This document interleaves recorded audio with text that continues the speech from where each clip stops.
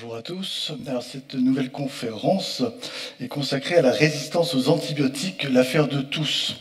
Alors vous le savez sans doute, effectivement, cette résistance aux antibiotiques est un vrai problème dans le monde médical et donc pour les patients. Et pour nous en parler, nous avons convié Mariella Loma, responsable des affaires médicales de Biomérieux. Merci d'être avec nous, Mariella. Merci Vincent, bonjour à tous. Donc oui, moi je suis directrice des affaires médicales pour la France de Biomérieux. Donc aujourd'hui je vais vous parler de la résistance aux antibiotiques et pourquoi cela c'est une affaire de tous. Je vais me lever. Et je vais commencer, je ne peux pas parler des antibiotiques sans vous rappeler que les antibiotiques, c'est pas automatique. Il y a une petite vidéo qu'on va regarder. Alors il m'a dit que son petit frère était guéri? Oui. Il a pris des antibiotiques. Ah non, vous savez, les antibiotiques, c'est pas automatique. Ah bah, s'il n'a pas pris d'antibiotiques, il n'est pas guéri.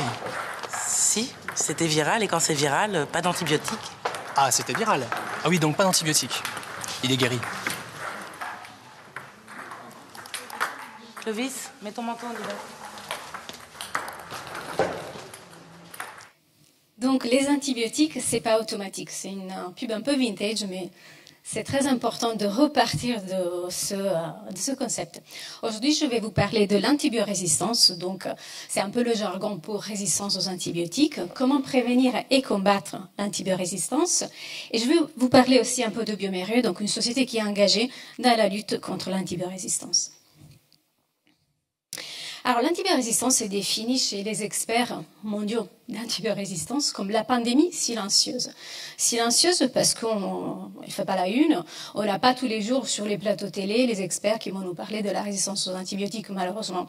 Mais c'est une vraie pandémie parce qu'aujourd'hui, on peut compter 1,27 million de morts par an dans le monde à cause de l'antibiorésistance. Ce qui correspond à un décès tous les 25 secondes suite à une infection par bactéries résistantes.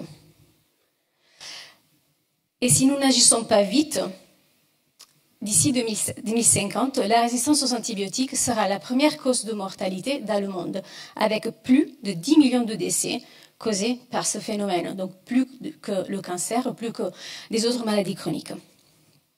Donc qu'est-ce que c'est l'antibiorésistance ? L'antibiorésistance est définie comme un phénomène qui consiste pour une bactérie à devenir résistante aux antibiotiques. Mais déjà, il faut comprendre un peu les antibiotiques pour comprendre le phénomène de l'antibiorésistance. Donc les antibiotiques sont des médicaments qui servent à lutter contre des infections par bactéries. Ils agissent en tuant la bactérie ou en évitant qu'elle peut se multiplier.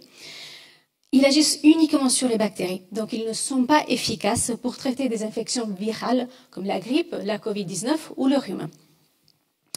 Il peut y arriver, par hasard, et à cause de mutations génétiques, qu'une bactérie devienne résistante aux antibiotiques, c'est-à-dire qu'elle peut survivre en présence d'antibiotiques. Imaginons lors d'une infection, nous avons plusieurs bactéries, beaucoup de bactéries, et il y en a une qui est résistante, et elle ne le sait même pas. Nous mettons des antibiotiques pour traiter l'infection. Les antibiotiques vont tuer toutes les autres bactéries, sauf la résistante. Et elle peut alors survivre, se multiplier et empêcher la guérison. Donc c'est l'antibiotique même qui va faire émerger, qui favorise l'émergence de la résistance chez la bactérie.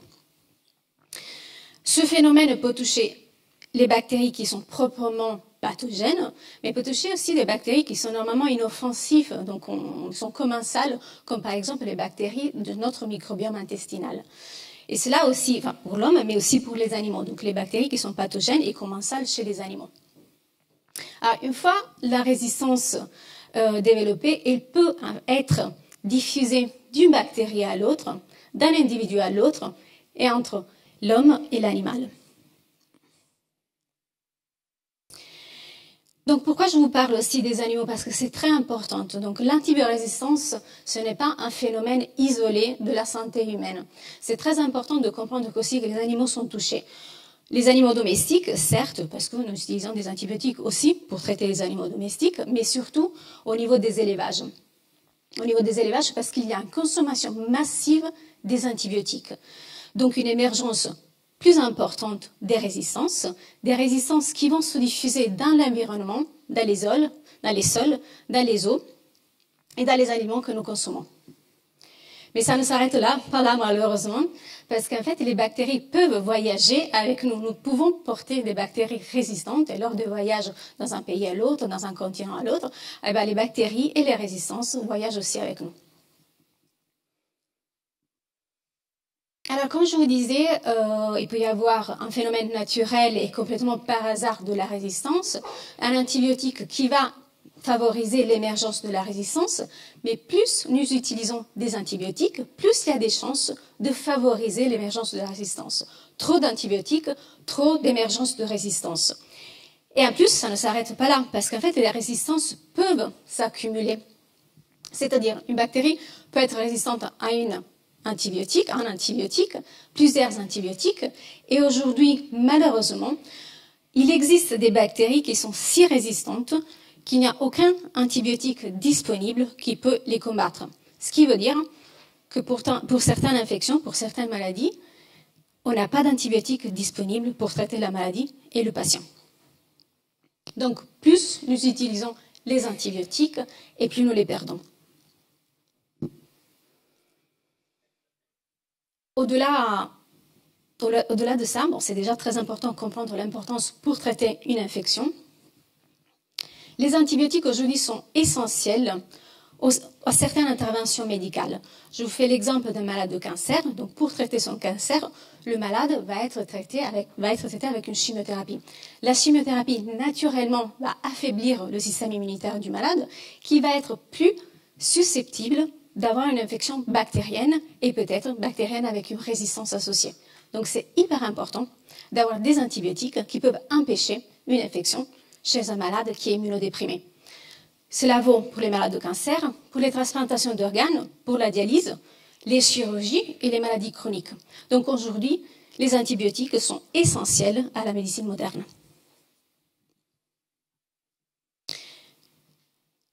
Donc comment prévenir et combattre la propagation des résistances aux antibiotiques ? Donc, je vous ai parlé de la problématique pour la santé humaine et pour la santé animale. Donc, tout d'abord, en santé animale, depuis plusieurs années, il y a une importante mobilisation pour des politiques très strictes de prescription des antibiotiques pour éviter la surconsommation, mais aussi la création, en fait, d'une liste d'antibiotiques dites d'importance critique pour la santé humaine. C'est-à-dire, ces antibiotiques critiques pour l'homme ne peuvent pas être prescrits chez l'animal. Ils sont interdits en médecine vétérinaire. En médecine humaine, donc, nous avons deux fronts de combat, les établissements de santé, les hôpitaux, et la médecine de ville. Dans les établissements de santé et les hôpitaux, depuis plusieurs années, en fait, il y a une conscience de la résistance aux antibiotiques et de cette problématique. Et il y a de plus en plus de politiques qui visent au bon usage des antibiotiques. Donc, il y a des protocoles de bon usage des antibiotiques et des équipes multidisciplinaires qui travaillent pour que les antibiotiques soient prescrits de façon consciente. Par exemple, nous retrouvons dans ces équipes un microbiologiste qui est l'expert de la bactérie, les infectiologues qui sont les experts des antibiotiques et des maladies infectieuses. Il peut y avoir un réanimateur dans les cas où nous avons des infections chez un patient grave, etc. Et enfin, en médecine de ville, donc nous tous.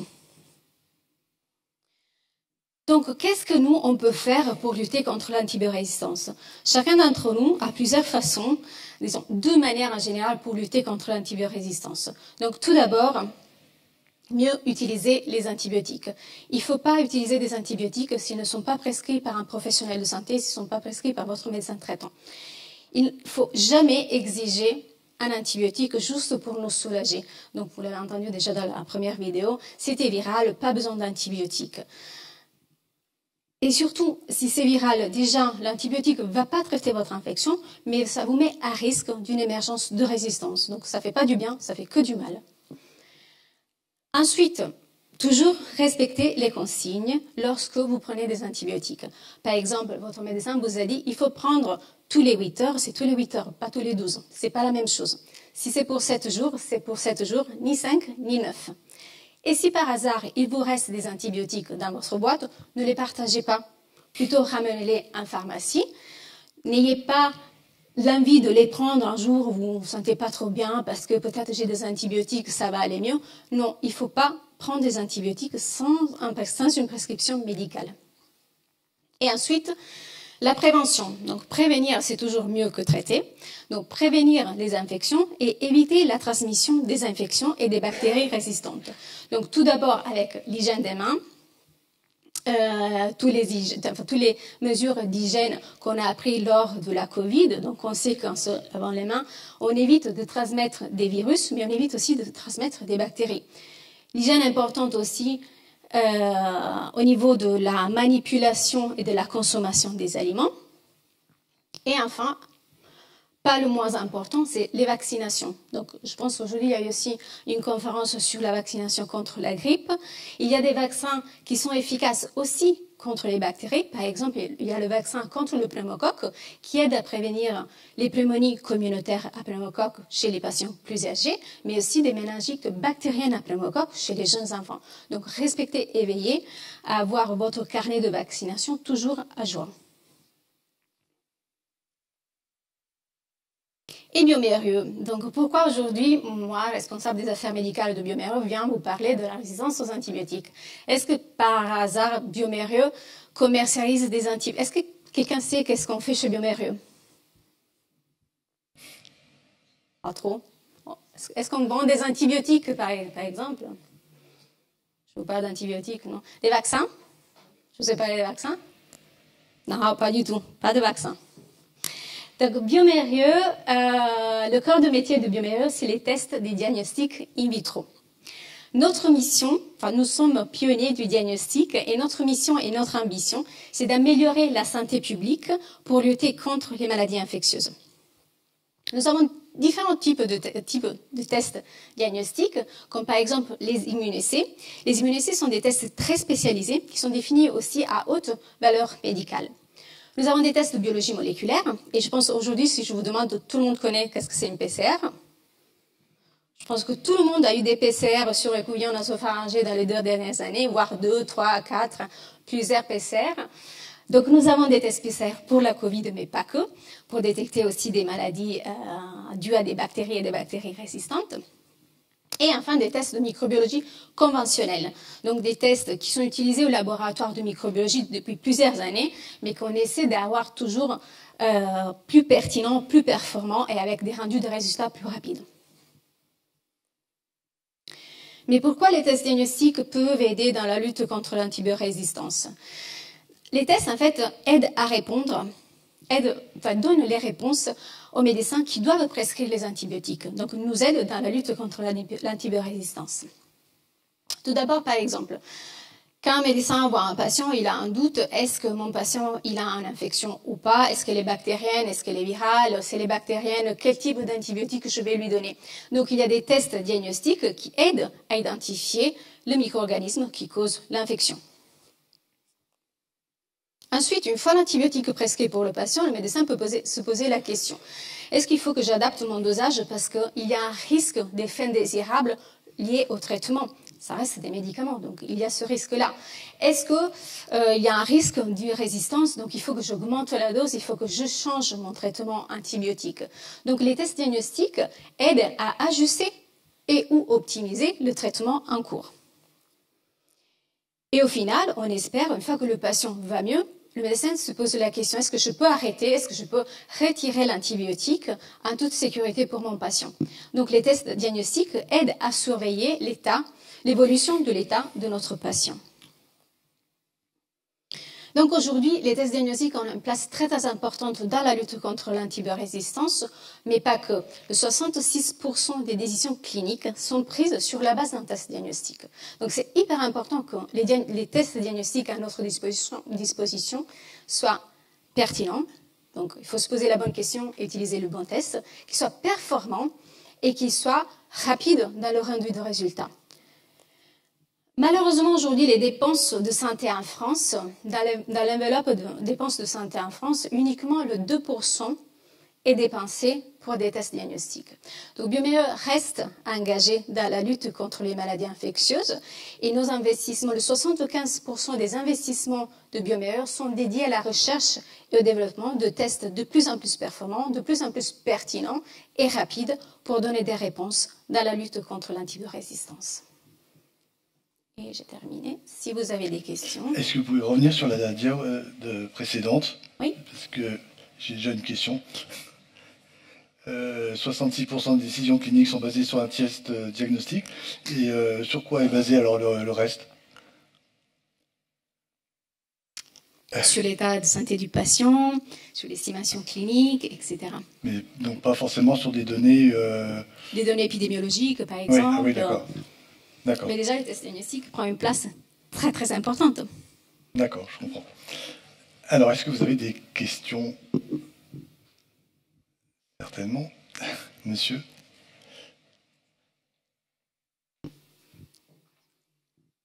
Oui, est-ce que les antibiotiques administrés aux animaux peuvent impacter la santé de l'homme?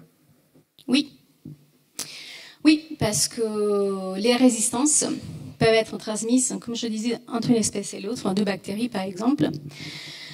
Les bactéries résistantes peuvent, de l'animal, se retrouver dans les sols, peuvent se retrouver dans les eaux, dans les aliments. Donc, les résistances qui peuvent émerger chez l'animal, on peut les retrouver ensuite par l'homme. En fait, il y a plein de voies qui peuvent amener la résistance de l'animal à l'homme. Donc, c'est très important. Et c'est pour ça qu'on essaie de ne pas utiliser le même type d'antibiotique. Parce que s'il y a des résistances qui n'impactent pas la santé humaine. Et tous les élevages sont impactés? Tous les élevages d'animaux sont impactés? Alors, je n'ai pas la réponse. A priori, oui. Aujourd'hui, il y a des très strictes réglementations en termes d'usage des antibiotiques dans les élevages. Donc, il y a vraiment une politique dans la santé animale, voire encore plus que chez l'homme, dans la prescription des antibiotiques. Les prescriptions sont très strictement réglementées, mais c'est quelque chose de très récent. Dans les dernières 5 années, avant, c'était un peu plus open bar pour les antibiotiques chez l'animal, malheureusement. Donc, la viande, le lait, les œufs? Oui, vous pouvez retrouver des antibiotiques et des bactéries résistantes partout. Donc, déjà, consommer les aliments de façon propre, donc faire attention à la manipulation, mais pas que pour les animaux, enfin, pour la viande, même les légumes et tout ça, il faut toujours bien rincer, toujours bien laver avant de consommer quelque chose qui n'est pas bio, par exemple, ou que vous allez consommer pas cuit. Mais l'eau, il y a de la javel et du chlore. Du bicarbonate, ça va très bien. D'accord, vinaigre. Une autre question?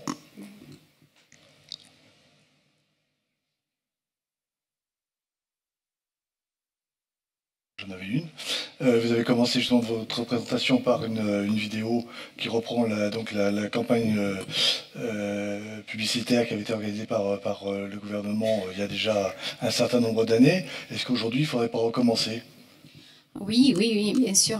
Ben, c'est pour ça qu'on essaie de sensibiliser toujours sur le même thème qui n'a pas changé. Il y a peut-être des politiques au niveau du ministère de la Santé qui sont pas changées, mais ils sont beaucoup plus puissantes. Il y a beaucoup d'ailleurs, je vous conseille de regarder sur le ministère de la Santé si vous cherchez antibiorésistance.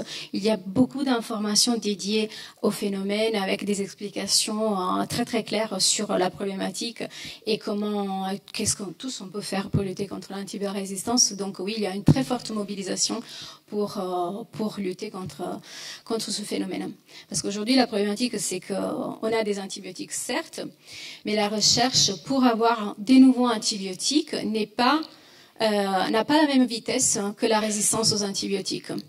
Donc, on essaie de ralentir la problématique de la résistance pour donner un peu d'espoir en termes de nouveaux antibiotiques qu'on pourra utiliser dans le futur. Des questions? Oui, madame.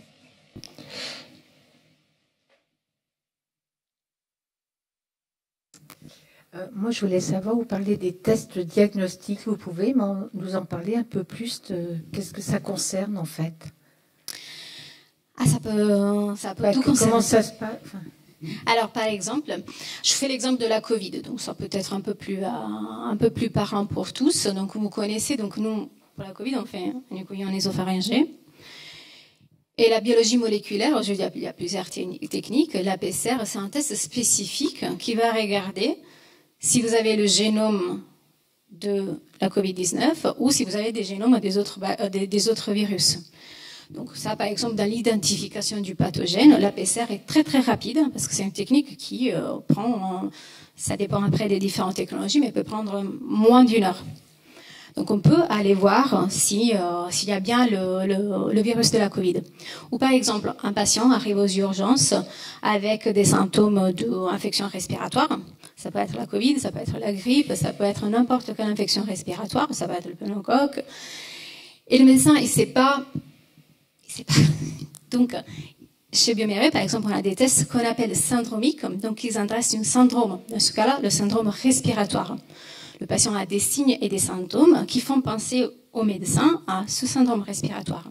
Avec nos tests, nous allons mettre ensemble beaucoup de PCR, jusqu'à 30 PCR, qui vont nous dire si c'est le virus de la Covid, si c'est le virus de la grippe, même quel type de grippe est concerné, ou si c'est tout autre virus, voire des bactéries. Donc les tests diagnostiques peuvent tout dire. Sont vraiment illimités dans la quantité d'informations qu'ils peuvent nous rapporter.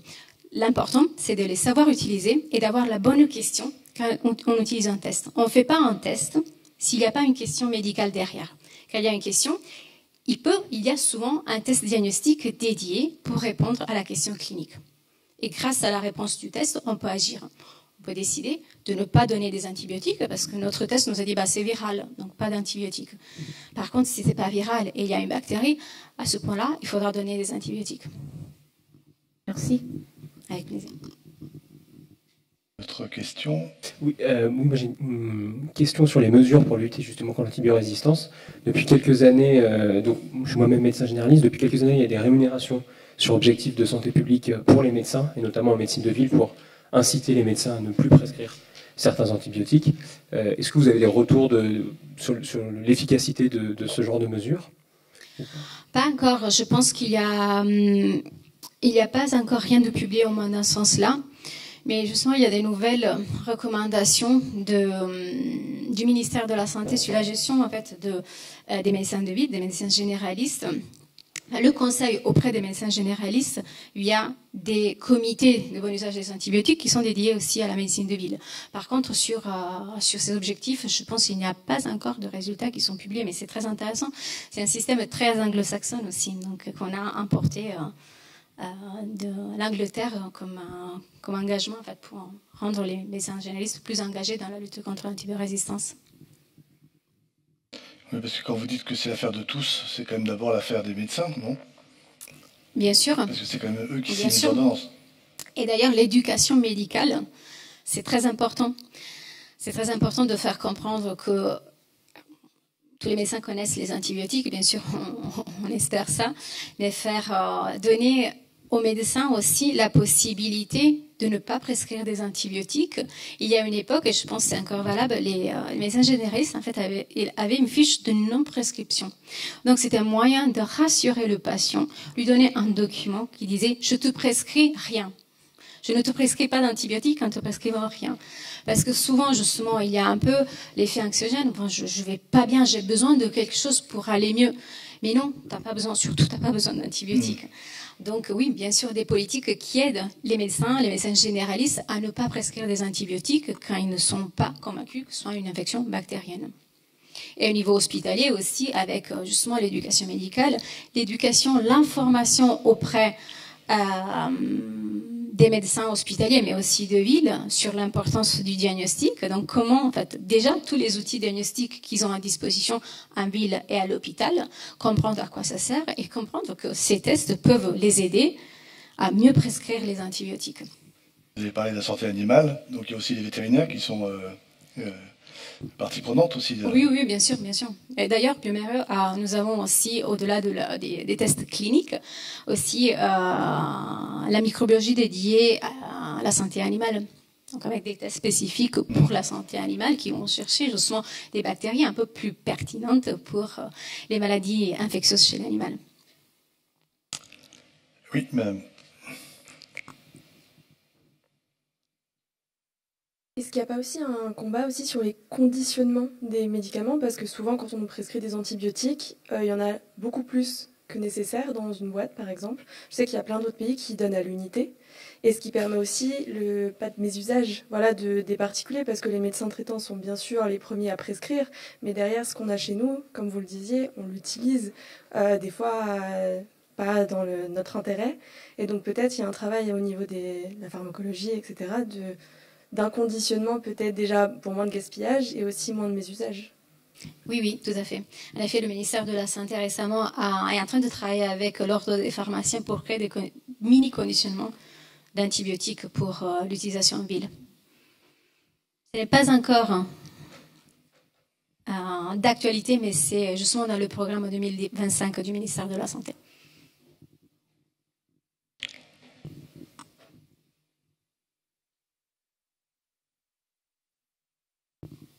Là, on a eu un aperçu de ce qui se passe en France.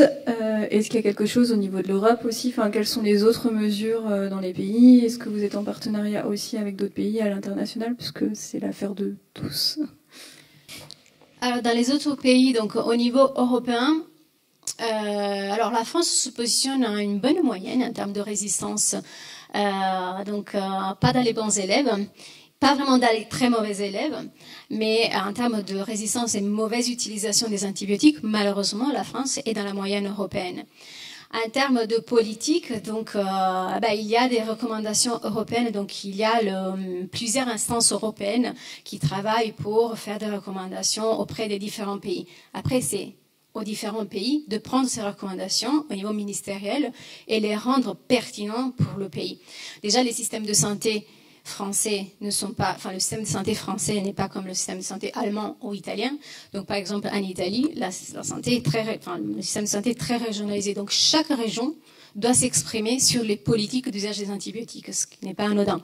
En France, heureusement, c'est un système national, donc on a un seul ministère de la Santé qui décide et qui essaie de donner des recommandations après au niveau régional et après au niveau GHT et hôpital pour la bonne utilisation des antibiotiques.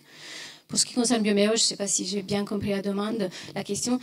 Biomérieux, nous sommes installés un peu partout dans le monde. En Europe, nous avons des filiales dans tous les pays d'Europe. Donc, les mêmes tests qu'on a en France, on les retrouve un peu partout dans l'Europe et dans le monde. Merci. Une dernière question?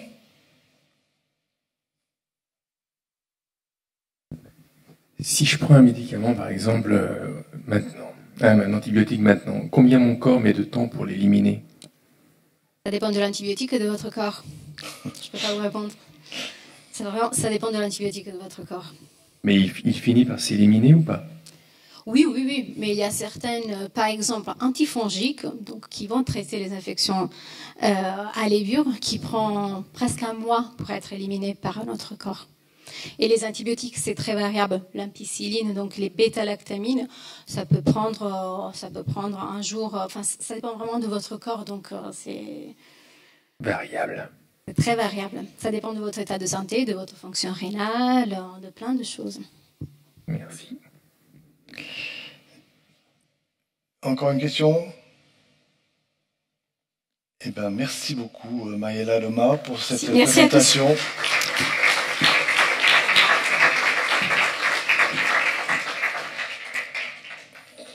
Alors, nous allons maintenant avoir deux tables rondes qui vont se succéder. Et la première, c'est comment être en bonne santé grâce au sport, dans quelques minutes.